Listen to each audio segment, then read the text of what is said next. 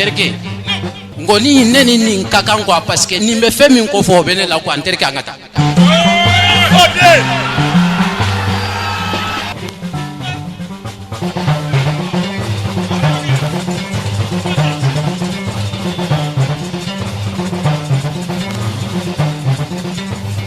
ma dunuya sumuni dunuya tandoro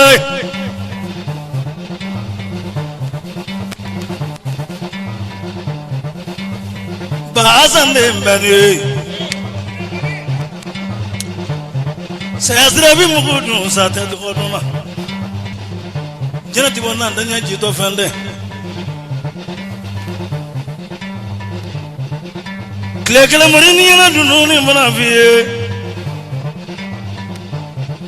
jombani nakano jombani boga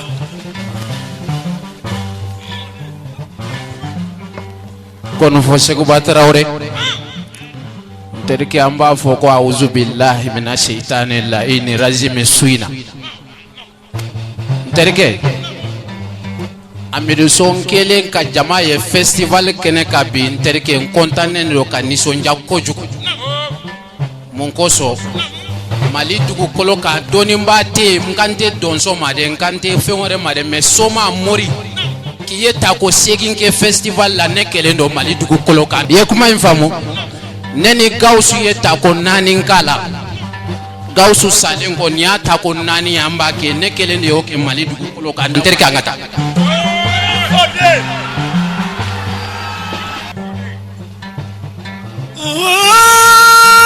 kungela ta Hamidou Sow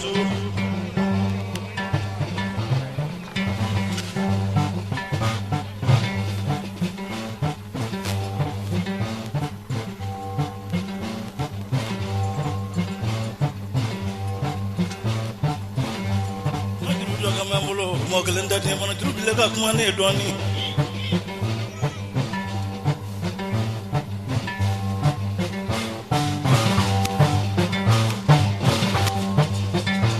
Hamidou ni na dununi mana fiana kadiche ni umuche mafe kamuna yedaguru nyekele flage aparekane sewai netige konyamando mele ijo nove kata kuruwari kito burukina odo kunga ngwani fo fone kana timena ngoya do aparekane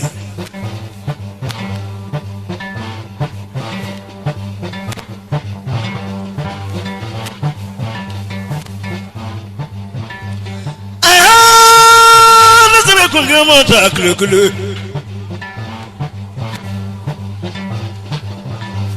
wozu kale lutezo ne ka maro nyondo wele El Haji soma iga turabude ko ay men nibi alikurana ko lo yina be Hamidou Sow yini so kadiche ba fenga mo finyana ta bareka million woro ka million gono ndina kuno numa Sekouba ma ba jaladi lengelo nyala kuna ma jaladi ko bolola jala kuna ma jala bomba jala rita jala mama jala Hamidou Sow ne kan ngado Sekouba mbi foko sebe Sekouba anti ce qui sont nga ma flabé en chouina o be kene yaka ne ala sonama Hamidou Sow anga sazerde mina jansa bamuga yani ko kadamna manjugu ni ga kinega fana odo nyada la ko soma surprise bora ya katande crochet nyanda do soma mana dozo mana me ekelembe na le ko soma njugu ni ga clote apare ka million na ga dinne mo juguni Hamidou Sow ni su tigi ablo ko ga foli ka ila ina le diarani ima yusu siribe wa dan feni filemfe Hamidou itageli na kane Hamidou ita kelina kan nembana kan titi konia. Soma duguni dasi ba muga ko ka telekele mori jansala waji sorde ilo sanwo sani sinya kele neri o sinya kele o fana lakalita le sorola ni mene bera woro be mugu ni sama bera woro be mugu me horonge mana be ni woro mugura ni sama mbaga masura la tetuku so fla wali abaka Sekouba kanuni lonina ani no fe tokoma aparga jeli musa kan ko kan bo jeli denuma mugo mancha namu kon fo Sékouba Traoré suina Hamidou Sow mana ngonen kola mana toko kola so o kodela festival ne toko be sorala anya toko banka teme Hamidou Sow na kundi doro kana chemanu ngaye kafoko ukfa anu karamugo ani munu nye tuyintige kone be hali sisa sigatala ya famu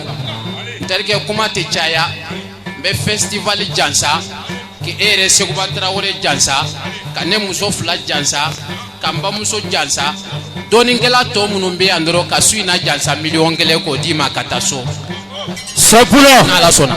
san shegi be wuli ka jo mina association jigiablo yi sigatala ko kubi si sarate sigatala munya maseginde do ka ta ka di makatabla famila ni musoni deun ka don kini jigiablo me jela président flé